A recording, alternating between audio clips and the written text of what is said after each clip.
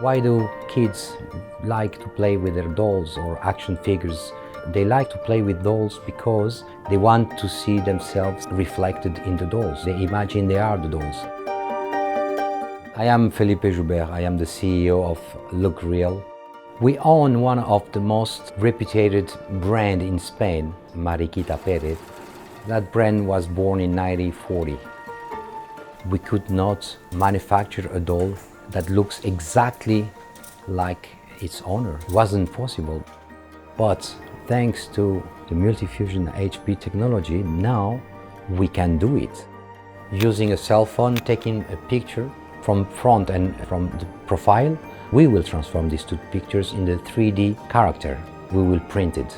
Then we will paint and decorate the head and then assemble this head into a doll body. This is where tradition meets the latest 3D technology. When we have to customize, this is the place where tradition cannot perform. For the first time, the kids will be able to play with a doll that looks like them. Without this technology, I have to admit that this project would not be possible, simply as that. What I can say today is the future is brilliant. The future is nice because it will take us places we don't even imagine now.